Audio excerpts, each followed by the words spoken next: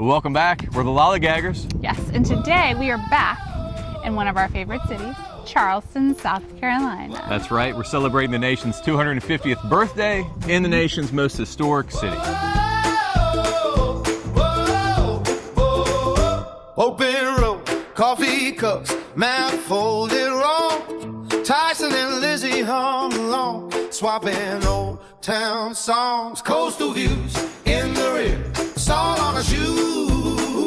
Diner pie at sunset, laughing over good food. Taking the long way around, no hurry to choose.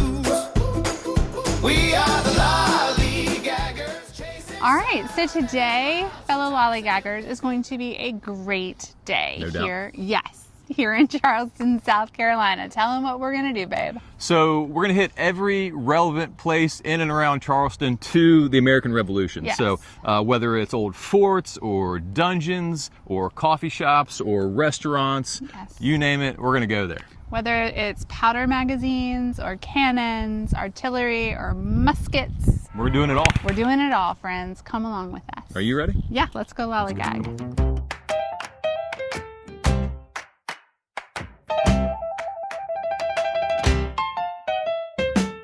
Down in Charleston. Our first stop is just outside of Charleston in Somerville at Fort Dorchester. These old tabby walls were built to safeguard precious gunpowder from the British, and they played host to one of the Revolution's great fighters, Francis Marion. Francis Marion Swamp Fox. So let me tell you how big of a hidden gem this place is. Our church is 2 miles up the street, and this is the first time we've been here. In fact, we hadn't heard of it until we started doing a little research. Yeah, it's beautiful. Like we're walking on a pathway right along the Ashley River. People are kayaking in the river today. It's a beautiful Saturday, and we're gonna learn some history. Yeah, we are. Yes, we are. And then we're going to pass it along to you, because that's what we do. Yes, we like to share. Laugh like thunder, fade back into the night. Bad in the best way, clever, fearless, slipperier than light. Charleston. Think about these walls. It's pretty cool. Yeah, it is pretty cool. It's pretty cool. I'm thinking maybe we should start collecting oyster shells, maybe, and we can do something like this at home. Yeah. Drums in a row, he'd send them chasing shadows down a crooked, muddy road. Muddy So here we are. We're at Fort Dorchester, a really important historical place in regard to the Revolutionary War. So this was a fortress back then, and it protected the gunpowder, right? So the British didn't get their hands on it. And Lizzie, what can you tell us about the walls that are all around us? Okay, so this fort is historically significant for many reasons, but one of them is that the fort walls are what's called tabby. It's a tabby fort, T-A-B-B-Y, and tabby was a concrete made from oyster shells that were burnt and then combined with water and sand to make kind of like a concrete / lime. So this tabby fort here at Fort Dorchester is considered the best preserved tabby fort in America. This is my favorite fact. This is my favorite thing about this fort. So one of my favorite historical figures played a big role. Francis Marion, Yeah. who was a young captain in 1775, he was put in charge here, again, to protect all the gunpowder. Now, Francis Marion, that is the Swamp Fox. What a cool nickname. It's a cool nickname. Yeah. Yeah. So anyway, yeah, Francis Marion was here. He's the one who the movie The Patriot with Mel Gibson, that was kind of, that was sort of about Francis Marion in a way. So anyway, yeah. Super cool. Super cool. Francis Marion, probably stood right here where we are. Yes. History is cool, y'all. A little bit of history for you. History is cool. Kids, history's cool. Yes.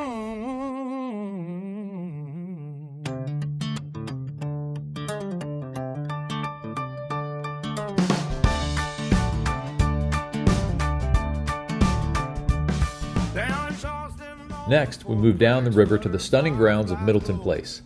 Beyond its famous landscapes, this plantation holds a massive place in Revolutionary War history. It was right here, in the final days of the war, that the American and British officers met to hammer out the formal terms of the British retreat from Charleston. The black waters hush, called the swamp fox clever, fearless, impossible to touch. Swamp fox. So we are at our second stop for our 4th of July special. We are now at Middleton Plantation. It's super historical, played a giant part in the American Revolution. And not only all those things, But it's breathtakingly beautiful. this is awesome. This is our first time here, and man, is it nice. So let's go check it out. Can't wait to show you around.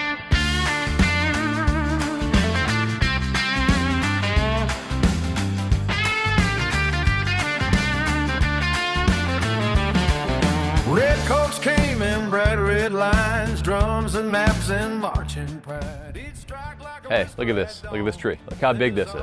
It's the Middleton Oak. They say this is between 900 and 1,000 years old.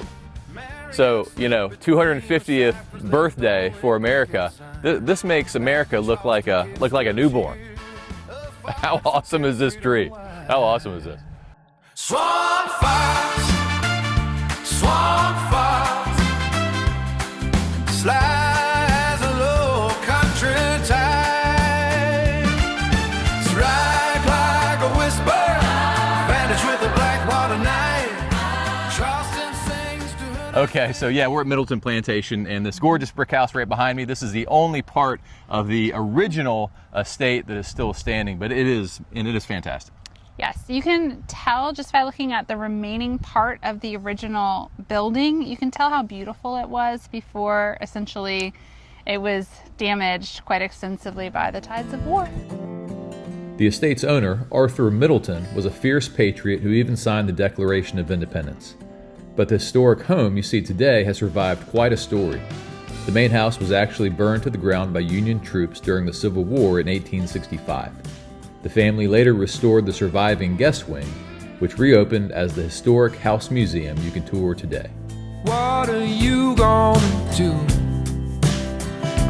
with all this freedom?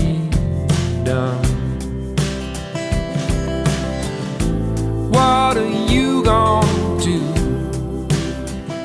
with all this? Next, we're heading to the Black Door Cafe, located inside the historic Mills House on the corner of Meeting and Queen Streets. While we're grabbing a coffee, we're actually standing right on the front line of the 1780 siege of Charleston. During the Revolution, the British Army pushed their trenches and artillery lines right down this corridor, bombarding the Patriot defenses just blocks away. So we are starting this morning out like any red-blooded Americans would, with coffee. We're at the historic Mills House Hotel, and we're at the Black Door Cafe. As a side note, the building itself is legendary for the Civil War. General Robert E. Lee actually stayed here at the Mills House Hotel in 1861, and he had to watch a massive fire consume large parts of the city right in front of his window. So, just a little fact for you, a little history. In 1773, it was considered in Charleston that if you were drinking tea, you were actually showing support for the King of England. And so Charlestonians dropped the tea, poured out the tea, and started drinking coffee instead as an act of patriotism. Yeah, so one of the most patriotic things you can do is drink coffee, folks. Yes. Drink good coffee. God bless the USA. God bless the USA. Throw your tea into the sea, pour another cup for me, raise it high for all to see. Coffee tastes like liberty. Toast the dawn and join the throng, sing the brave and sing the free, from kitchen hearth to victory, one steaming cup for you and me. Coffee, coffee, freedom in every cup. Stand for liberty, fill your mug right up. Charleston chose the better brew when old King George had taxed the few. Since 1773, coffee's been the drink of the free. From harbor bell to factory line, a steaming flag in every hand. March together proud and bold, let liberty supply our stand. Coffee, coffee, freedom in every cup. Stand for liberty, fill your mug right up. When morning calls the muster roll, a couple steady heart and soul, brewed with courage, poured with pride, a nation's spirit fortified. Raise your banners, raise your glass, let no timid moment pass. Drink it bold, drink it true, liberty begins with you. Final. Coffee, coffee, freedom in every cup. Stand for liberty, fill your mug right up. Drink coffee, it's patriotic. All right, so we just left the Black Door Cafe, fantastic, and headed to the historic Powder Magazine. Yes.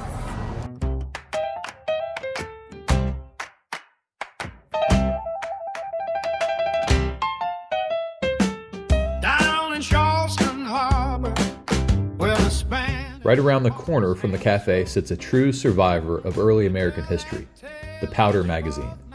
It is key for understanding how Charleston defended itself during the Revolution. Okay, we're here. We made it. We just walked down Cumberland Street, and we are standing in front of the oldest public building in the Carolinas, the Powder Magazine. Yes. So you would look at this little cozy building with its beautiful tiled roof, and you would think, oh, how charming. But in truth, this is a triple thick walled Bomb shelter, really. Yeah, bomb shelter. Yeah, so what was stored in here during the Revolution, look, if one spark lit off inside of this Powder Magazine, which it stored all the gunpowder, it would have been enough to blow up this entire block. Yeah, So it's crazy. But you never know, yeah, looking at the outside. you never know. And through all the bombardment and all that kind of stuff, it held, and this block still exists. So Yes, it does. That's good.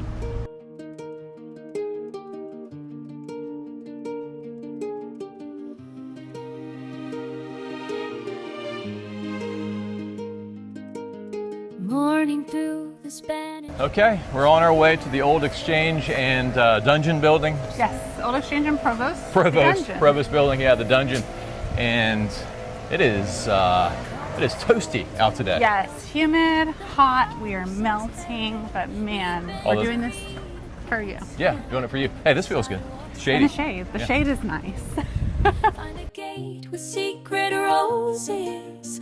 Linger in the shade, we wander slow. Keep every corner in our pocket. Our next stop takes us beneath the historic Exchange building to the dark brick arches of the Provost dungeon. Long before the British turned this place into a military prison for captured patriots, this building was actually the grand economic center of the colony, serving as the city's custom house and public market. Smile, songs from open doors. All right, we have braved the heat, and we've made it over to the old Provost and Dungeon building. That's Right right. behind us, Yeah, right yeah. there. So this is where, when the British occupied Charleston, this is where they, locked up all the patriots, that they wanted to throw in jail in the dungeon in there. So, Yeah, it has a basement which does have the dungeon. yeah, we're not going down there today, but I'll tell you this: some of the biggest names in South Carolina history were locked up right behind us.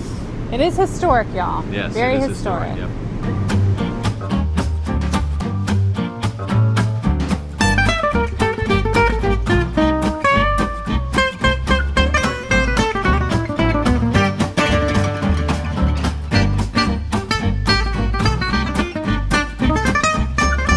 Headed to the Heyward-Washington house, and we are on Church Street. It is beautiful on this Yes, street. and it's shady. Beautiful. That's what's so beautiful about it. It's shady. Yeah, But- we're melting, Yeah. but we've got shade. Yeah, but the houses, the architecture, Yeah, it is lovely. lovely. And charming, and all that. all the things All that the we things. love about this city. Well, once again today we've reached our destination, and that's good.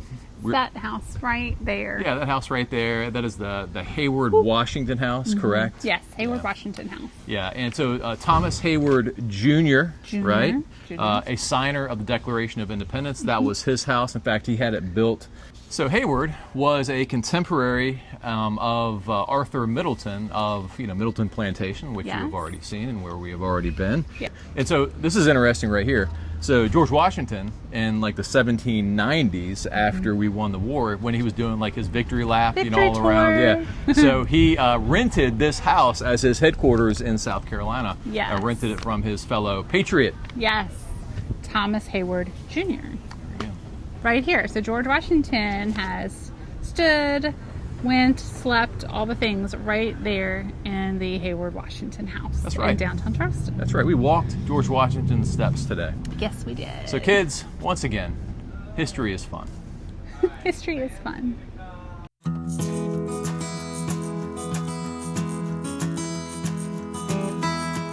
Now we're heading out to the Harbor Walk at Waterfront Park. Even though we keep calling it the Battery, this entire waterfront was the absolute front line of defense for Charleston.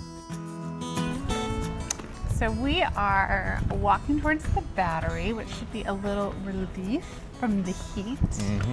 And it's one of our favorite places in Charleston, whether we're celebrating 250 years of America's amazing history, or if we're just here on a random Tuesday. This harbor is where the British Navy launched their first massive invasion in 1776, only to be completely repelled by the Patriots. And 6 years later, it's right here where those same defeated British ships finally loaded up and sailed away for good, marking the ultimate end of the Revolutionary War in South Carolina. So here we are at the Battery, and this is where we're finishing up our loop of just downtown Charleston. And the harbor is absolutely beautiful today. We love coming here. So pretty. Yeah, it really is. But if you were looking out on that harbor 250 years ago, it would have been absolutely terrifying. Yes, so in 1780, had you been looking out, you would have seen a complete and utter wall of British warships that were there cutting off Charleston essentially from everybody. Yeah, that's right. And yeah, so this is the perfect place to wrap up our tour of the downtown, because this is exactly where the conflict started all those years ago. Yes, and also the place where it ended, thankfully. Thankfully. Whoa, I feel amazing.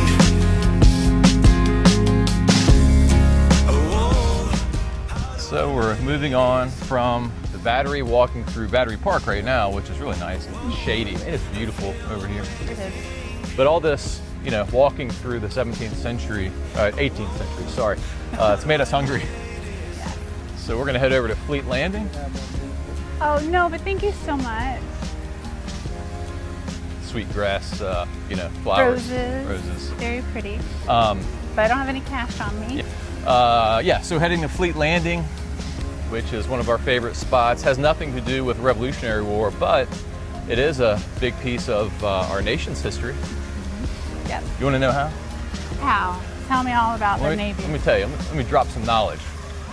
It was built in 1942 during World War II. And it was basically built, that's kind of where all the rations and the sailors and the supplies would come through, and then, then they'd ship them out from there. So yeah. Historic. It's very historic, and in Charleston, I think it's the only place where you can get, waterfront dining on the harbor. Yes.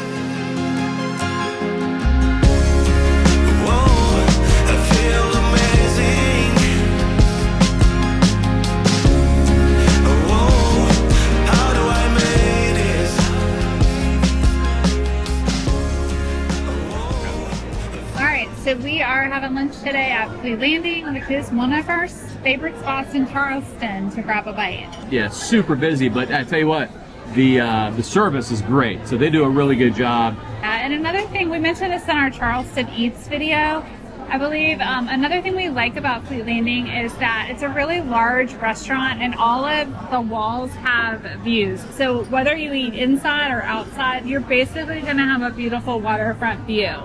And that is, it's a great benefit of dining here, for sure. No doubt. Yeah. No doubt.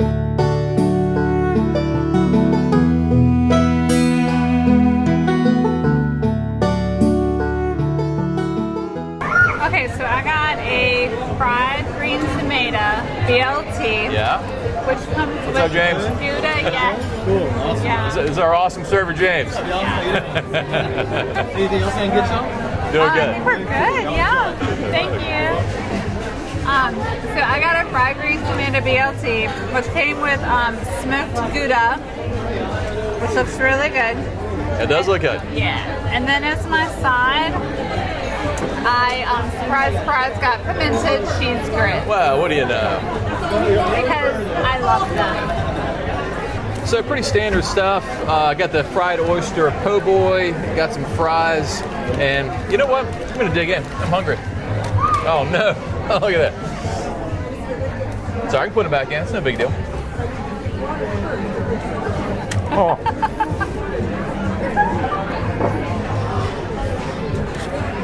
All right, I know I'm a mess. This is good. It's really good. And what can I say?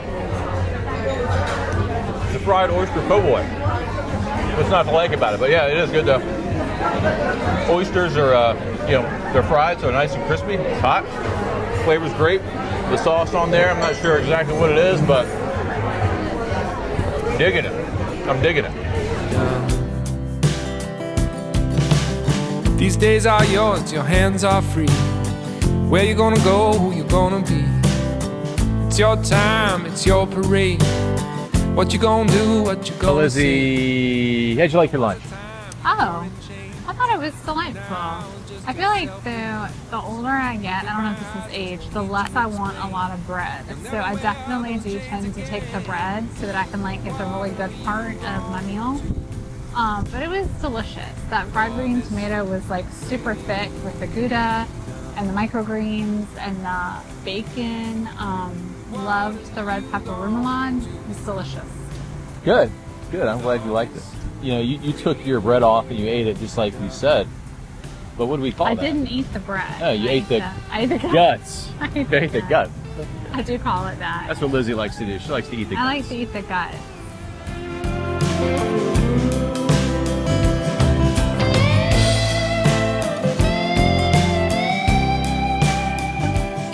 To finish our Revolutionary War journey, we're traveling across the harbor to Sullivan's Island in the historic grounds of Fort Moultrie.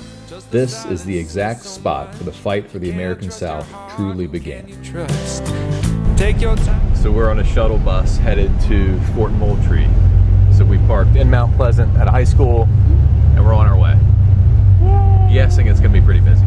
Yeah. It's nice. The shuttle is nice. This is nice. Yeah, it's cool I like here. that we're not going to have to try to park and do all the things. Me too.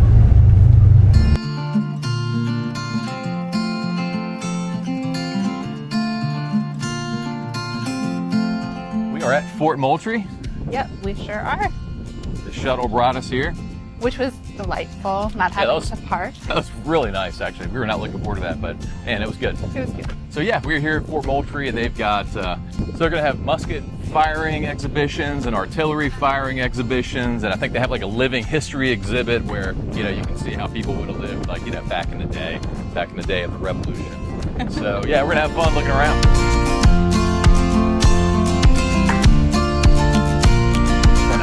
Hurry over for the musket firing so I don't miss it. It's gonna be awesome.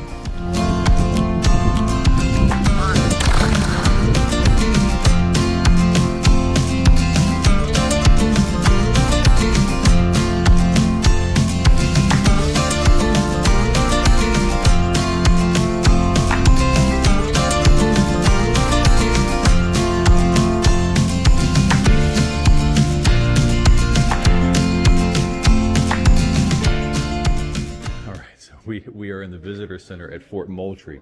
And so here's a fun fact. If you've ever seen the South Carolina state flag, it has a palmetto on it. This is the reason why. Fort Moultrie was originally, during the Revolutionary War, originally it was built out of palmetto logs, right? So Colonel Moultrie and his men, they whipped it together really fast. They started being bombarded by British artillery, and normally that would have splintered a hardwood, but palmetto logs are kind of spongy. So it completely absorbed all the impact, and yeah, then what happened, I do not know. We won that battle. We won that battle. Hence America. Hence America.